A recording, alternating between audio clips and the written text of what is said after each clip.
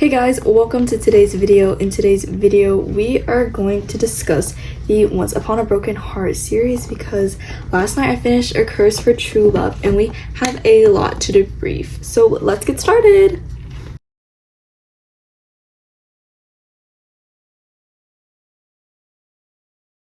So I kind of wrote a bunch of my thoughts down in my notebook and we're gonna go ahead and start by debriefing Once Upon a Broken Heart. So first of all, I'll run down like the plot, I guess.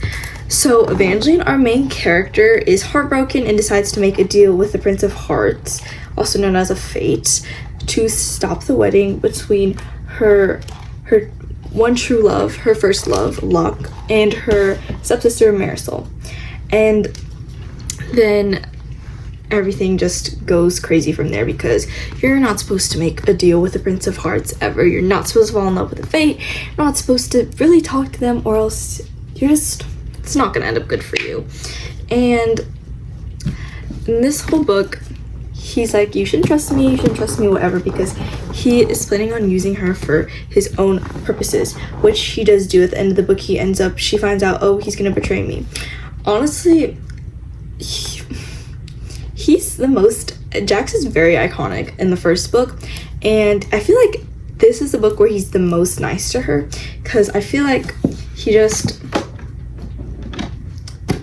pretty mean in this book, for good reasons, of course, but I think I like the way he treats her in this first book, and I feel like he's taking care of her a lot, but I don't know if his heart is set on her yet. Anyways, I don't like Marisol at all. She actually gets under my skin. And let's talk about Apollo. During Noct Neverending, I was low-key surprised that he chose Evangeline. And then I was like, maybe they could go somewhere. Maybe this could work out. And then boom, his brother kills him. My jaw actually dropped. I was like, what? Obviously he's not dead, but I was just like, I just wasn't expecting Apollo to become such an important character after he died. I was like, oh, well, he's dead now. Nope, comes back in the third book, has his own perspective. The first book was very cute. I think the first book was probably my favorite book, and I just remember that she knows that he's using her to, follow whatever the saying thing is. Like the saying of the Valerie Arch, like a pink-haired girl who has been wrongly accused of a crime, who was poor but rich, royalty but poverty, something like that. And so that's what Jax does in this whole book. And I do feel bad for Evangeline, but also you could totally tell that was coming. For the second book, I'm trying to remember what happens, but I honestly can't. I mean, Jax is just a very toxic character, and I love him. And I love how he's super honest up front, and he's just like, bruh, I'm not playing BS with you right now. And I love how he treats Evangeline to an extent, like when they go to the Hollow. Also, okay, my favorite part has got to be the end of the book where he uses his wish to save her. I was surprised, and that was crazy. And all I can remember is that she's trying to find the stones. And yeah, I really don't remember much of what happened. This book took me maybe like a week or 7 days to finish, which is more than usual. So I was just kind of dragging it out. Okay, last, I probably have the most to say about this book. This book was very boring for me up until like the end when stuff actually started to happen, but I don't care about Apollo. I actually don't like Apollo. He's crazy. Also, I'm very upset that her memories were erased for the last book. Are you kidding me? The last book I have to read is about her memories being erased, and there's a couple things that I feel like were never solved. Okay, so first of all, one, I'm confused as to why Apollo would erase her memories in the first place if they're just gonna come back. What was the reason? If when she remembers, why would you think things would turn out good for you? Secondly, I despise Aurora. She's the worst character in the world, and I feel horrible for Jax. Imagine being that sick and twisted. I can't. Third of all, I just feel like there was some things that were never explained. So in the second book, when Jax uses the stones to bring Evangeline back from the dead, it says that something bad will fall, or there'll be there'll be a consequence to using the stones. And what happens? I'm a bit confused. And I'm also confused as how his kissing curse breaks. Because Aurora said that only the person who could never love him can kiss him without dying. And then she kissed him without dying. Like, did the curse break because their kiss was so real? I'm a little bit confused. But I am happy with the ending. My mainest complaint with this series is this is not my type of book at all, because I have no problems with it. I think it's cute and all, it's just not my favorite, and I was a little bit bored reading through it.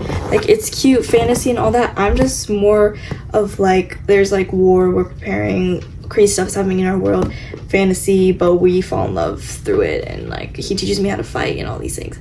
Like, that was kind of a bad explanation, but like, I love the Imperium series.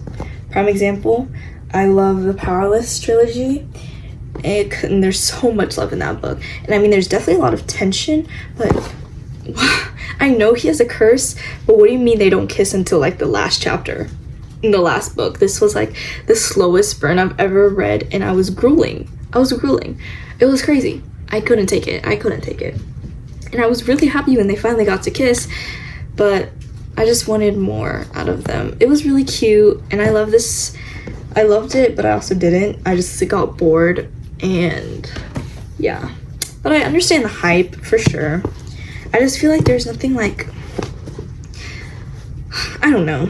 I don't really know what I'm getting at. A couple other things that I had to say was that there's like a lot of backstory stuff that would come up in the book, and I would not remember it, and then I would get confused, like when we were hearing all the connections and like the story of the Valors and all that. I would be like, I'm lost. But I did really enjoy the fantasy aspect of it. I loved like some of the stories, like the archer, the Ballad of the Archer, and the wolf or the fox. That is so cute. I love the newspaper parts in the books. Let me find it. Let me see. Sorry, hold. Why am I low-key struggling? Okay, whatever. It's in here, but I just can't find it. And yeah, it was very cute, very magical. The third person, I didn't hate it. I do typically love the first person, but I think she did a very good job at sticking to like the theme and the vibe she was going for. It's very like magical, elegant, sweet. But I gotta say that I just don't particularly care for Evangeline. Like, she's just not one of my favorite characters because she's just more on the softer and sweet side, which I don't have a problem with it. It's just like, I kind of like more of the baddie, crazy fighter, killer, stuff like that. She's very like soft and demure, which once again I have no problem with, just not my favorite. So yeah, that is gonna be it for my discussion. I kind of did a really bad job at explaining myself because I could not remember a bunch of the book, but I'm glad they got there happily ever after. I'm just mad that I didn't get to see it until like the last page. I did not get enough of Evangeline and Jax like actually having like being in love. Because actually, one more thing I forgot to say, it was just a lot of back and forth, a lot of annoying toxicity. Sometimes it was just like, I want you, but you're not good for me. And then he's like, well, I don't want you. Well, I do want you, but I can't have you because I don't want you to die. And it's just like back and forth. I'm like, bruh. But yeah, that's it.